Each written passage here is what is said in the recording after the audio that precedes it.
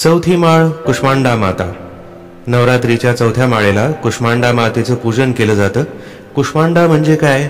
कु म्हणजे सूक्ष्म, छोटं, उष्म म्हणजे ऊब किंवा जीवनाची ऊर्जा, आणि अंड म्हणजे अंडे.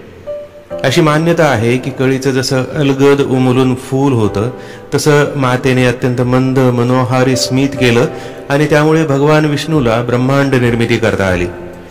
अर्थात मातेच्या या रूपातूनच ब्रह्मांडाची निर्मिती झाल्याने तिला आदि स्वरूप, आदिशक्ती असंही म्हणतात. जेव्हा फक्त गहन अंधकार सोडून काहीच नव्हतं, अशा वेळी मातेच्या मंद स्मिताने जी आभा पसरली त्यातूनच जीवनायोग्य विश्वाची निर्मिती झाली. आकाश, गंगा, ग्रह, तारे जणू उमलायला लागले. तेव्हा मातेने एक तीव्र ऊर्जा स्रोत निर्माण केला. त्यातून ऊर्जा घेऊन निर्माण झाले अनेक सूर्य. या सूर्यांच्या ऊर्जेने वेगवेगळ्या ग्रहांवर जीवन निर्माण झालं. सूर्य त्या ग्रहमालेसाठी ऊर्जा स्रोत झाले, पण माता स्वतः सूर्याची ऊर्जा स्रोत निर्माती आहे. त्यानंतर मातेच्या डाव्या नेत्रापासून एक काळीभोर दशमुखी दशभुजा देवी निर्माण झाली. 10 फूट उंचीच्या या देवीला 30 डोळे होते. धगधगत्या चितेवर बसलेली ही महाकाली अत्यंत उग्र आहे आणि तिच्या हातात फरसा, त्रिशूल, चक्र, बाण, कवच, मुंड, खोपडी, शंख, धनुष्य आणि दंड आहे. त्यानंतर देवीने एक अत्यंत आक्रमक देवी तिच्या 3ऱ्या नेत्रातून निर्माण केली. उफाळणाऱ्या लाव्या समान कांती असलेल्या या देवीला 18 भुजा होत्या. भगव वस्त्र परिधान केलेल्या देवीच्या अंगावर जणू योद्ध्याचं चिलखत होतं आणि कमळावर विराजमान झालेली देवी रणगर्जना करत होती. ही होती देवी महालक्ष्मी. त्यानंतर देवीच्या उजव्या डोळ्यातून दुधासारखी शुभ्र कांती असलेली देवी महासरस्वती निर्माण झाली. त्रिनेत्रा आणि अष्टभुजा महासरस्वतीने शुभ्र वस्त्र परिधान केलेले आहेत. तिच्या माथ्यावर स्वर्गीय चंद्रकोर विराजमान आहे. तिने हातात त्रिशूल, चक्र, दंड, बाण, शंख, घंटा, धनुष्य आणि नांगराचा फाळ धारण केलेला आहे. या तिन्ही देवींच्या निर्मितीनंतर मातेने महासरस्वतीच्या देहातून एक पंचमुखी पुरुष आणि एक स्त्री निर्माण केली. त्या पुरुषाच्या हातात कमळ, दैवी पुस्तक, जपमाळ आणि कमंडलू होतं. ते होते ब्रह्मा. चतुर्भुज स्त्रीने शुभ्र वस्त्र धारण केलेलं होतं. तिच्या हातातही दिव्य पुस्तक, जपमाळ आणि कमलपुष्प होतं. ती झाली सरस्वती. त्याच पद्धतीने देवीने महालक्ष्मीपासून निर्माण केलेले पुरुष आणि स्त्री झाले लक्ष्मी आणि विष्णू. ही झाली मातेने केलेल्या ब्रह्मांड निर्मितीची कथा. आता मातेचं रूप कसं आहे ते पाहू. अष्टभुजा मातेने हातात कमंडलू, धनुष्य, बाण, अमृतकुंभ, चक्र, गदा आणि कमलपुष्प धारण केलेलं आहे. जपमाळ धारण केलेल्या हाताने ती साधकांना अष्टसिद्धी आणि नवनिद्धीचा आशीर्वाद देते. तेजोमय चेहऱ्याच्या अष्टभुजा देवीची कांती सुवर्णासम लखलखीत आहे. कुष्मांडा देवी सृजनाचं प्रतीक आहे. सृजन, जीवन आणि प्रकाश ही तिची व्यक्त रूप आहेत. तेज, आरोग्य, सकारात्मकता, भरभराट, समृद्धी या गुणांचा देवी भक्तांवर वर्षाव करते. हृदयात विराजमान असणारं अनाहत चक्र देवीच्या साधनेने जागृत होतं. हे प्रेम आणि समाधान याचं प्रतीक आहे. या दिवशी काय करावं? कलश पूजन आणि कुष्मांडा मातेच्या आवाहनाने दिवसाला सुरुवात करावी. देवीला पिवळी फुलं, हलवा, दही अर्पण करावं. लाल भोपळा देवीला अर्पण करणं शुभ मानलं जातं.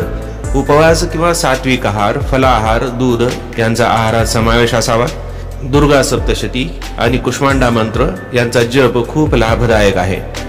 सृजन आणि विपुलतेचं प्रतीक असणारा हिरवा रंग देवीचा प्रिय आहे. देवीचे बीज मंत्र आणि इतर मंत्र पाहूया.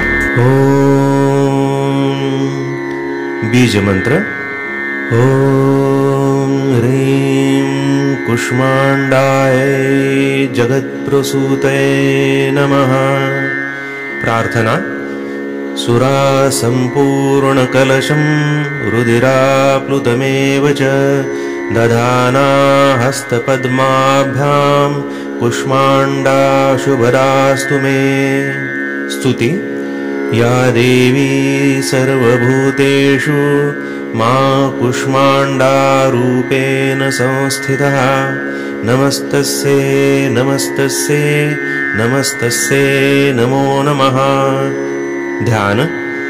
वंदे वाञ्छितकामार्थे चंद्रार्धकृतशेखरां सिंहरूढाष्टभुजा कुष्मांडा यशस्विनीं भास्वरभानुनिभाम अनाहतस्थितां चतुर्थदुर्गा त्रिनेत्रां कमण्डलुचापबाणपद्म सुधाकलशचक्रगदाजपवटिधरां पटाम्बरपरिधानां कमनीयां मृदुहास्यानानालङ्कारभूषितां मञ्जिरहारकेयुरकिङ्किणी रत्नकुण्डलमण्डितां प्रफुल्लवदनां चारुचिबुकां कान्तकपोलां तुगमकुचां कोमलाङ्गी स्मेरमुखी श्रीकण्ठी निम्ननाभिनितम्बनीं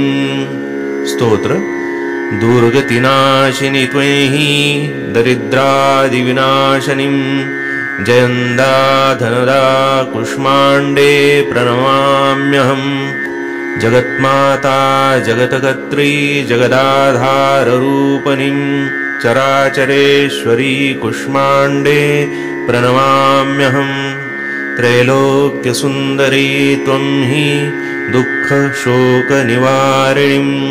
परमानन्दमयी कुष्माण्डे प्रणमाम्यहम् कवच हंसरै मे शिरप्पातु कुष्माण्डे भवनाशिनीं हसलकरीं नेत्रे च हसरौश्च ललाटकम् कौमारी पातु सर्वगात्रे वाराही उत्तरे तथा पूर्वे पातु वैष्णवी इन्द्राणी दक्षिणे मम दिग्विदिक्षु सर्वत्रैव कुम्बीजं सर्वदावतु।